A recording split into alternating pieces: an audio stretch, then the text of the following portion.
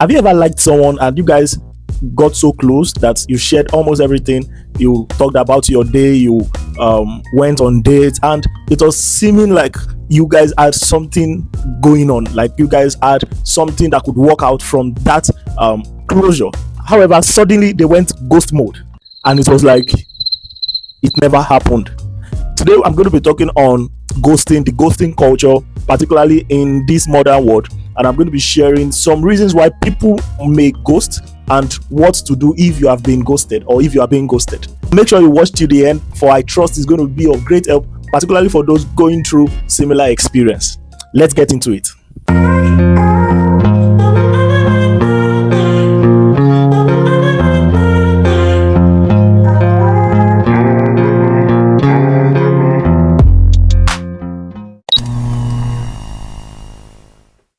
Alright, let's break it down. Ghosting is simply when someone ends a relationship without prior communication or explanation. 1 minute they are texting you good night babe, and the next minute total silence. In our world today, ghosting seems easier than confronting hard conversations. But just because it's common doesn't make it healthy. So why do we ghost, or why do people ghost?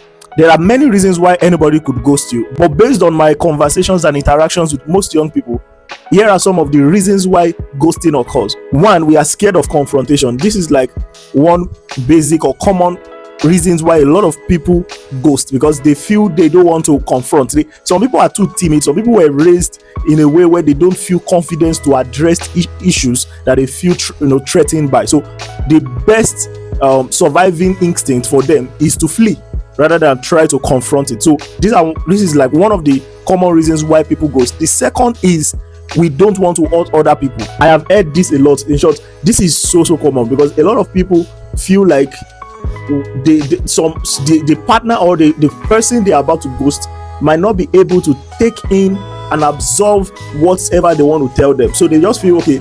No one will have a record of offense if I say nothing.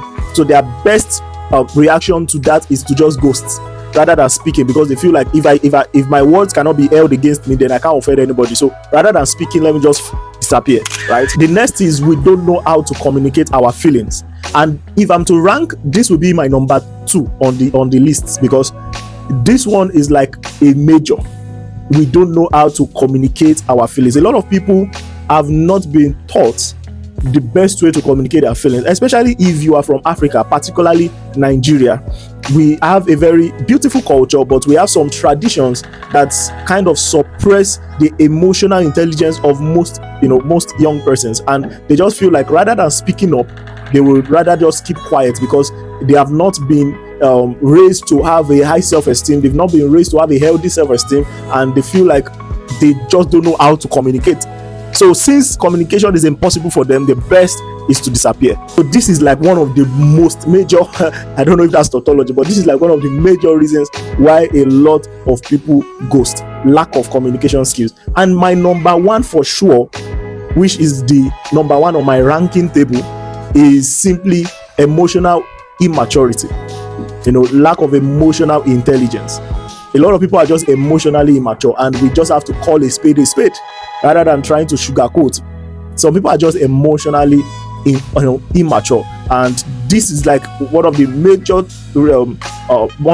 cause, or one of the major reasons why people just feel like it's okay to ghost everybody. Some people don't have restriction. They can ghost. Some people can ghost their parents. That's how bad it is. Like, so we've even heard of some husband ghosting. I was speaking with someone that he shared with me how a husband just packed his load and disappeared from the house, and it was just like months later, that was when he came back to show himself that he was fine, right? So based on he feels stressed and all, he just disappeared without telling anybody, without telling his wife and all. So, like, that is just basically emotional immaturity. So that you are 40, that you are 30 doesn't make you mature, when you are not emotionally mature. So this is like on the top of the list. A lot of people just have not been trained and have not been taught on what it means to be emotionally mature. But here's the danger: ghosting doesn't just disappear. It creates trust issues, emotional confusion, and abandonment trauma. And guess what? According to a psychological study, people who have been ghosted tend to report with a higher anxiety level and self-doubt. So when you ghost, you are not just living silently, you are leaving someone with questions, hurts, and silence. I get it. Not every situation deserves your full explanation, but ghosting also is not the best option. There is a healthier route to address issues rather than just ghosting. One, be honest with yourself. This is like a very important point, because one of the reasons why people find it hard to speak up or communicate, they just disappear, is because they are not honest. Honesty helps you avoid dramas, because just a simple statement like, hey, I don't feel this connection, or I do not feel the same way you feel about me. A simple statement like that could be enough to save someone from going through traumas, but fully explaining why you are leaving, then you will leave the other person shattered and leaving them to a question mark. So learn to be honest, be truthful. Just go ahead to let them know this is how you feel.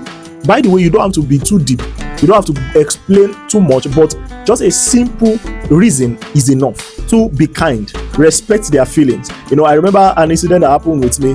There was a particular lady who we were quite a bit close at that time, and one day she just popped surprised and she asked me out. While we were walking down the road, she just popped up the question and asked me out. And honestly speaking, I was quite surprised, because where I came from, the lady is expected to wait for the guy to ask her out, and it's just a belief system we hold on to. But seeing a lady ask me out, and that was like the first time, this was many years ago, that was the first time that would be happening to me, right? And I actually enjoyed this lady's complaint, but it has never crossed my mind to ask her out. It was not a thing in my head.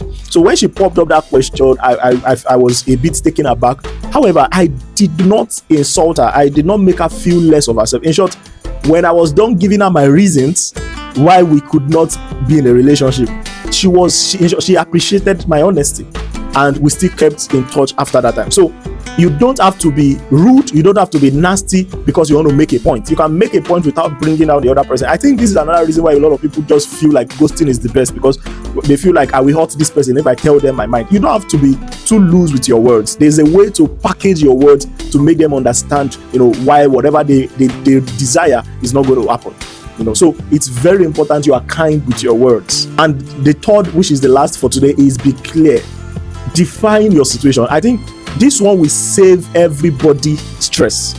When you are able to define, particularly from the start, define your situation. This is one thing I do advocate for, and it's one thing I have always practiced. If for any reason I notice any movement around that I don't really trust the notion or the motive behind that particular gesture, I'm going to come up straight and let you know where you are. I'm going to let you know where you are in my space. So people don't define their relationship, people don't define what they are doing. So when suddenly a break happen and the other person just feel like, after all, we're never committed in any ways, the other person is feeling like, I thought we had something going on.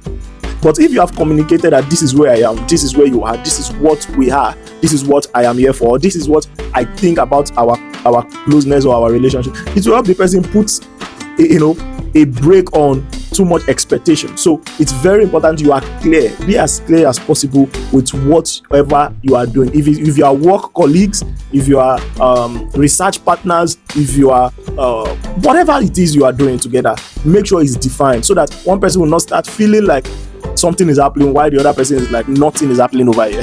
I've seen people being ghosted. I've seen people tell me they were ghosted and the other person did not even know that he ghosted anybody, because he never saw it as anything. Some just saw it as a work colleague and a project brought them together, and that was it, while the other person is already catching feelings. So learn to define. And the way I used to put it is, if you are the one catching feelings, or if you are the one confused of another person's gesture, one of the best ways as adults is to discuss it. I think this generation run a lot from honesty. We shy a lot from it, and you cannot avoid it. As an adult, it is just basically two adults having conversations. It doesn't have to always go your way. It does not. So, but if you keep running, you will keep hurting. Keep the best conversation.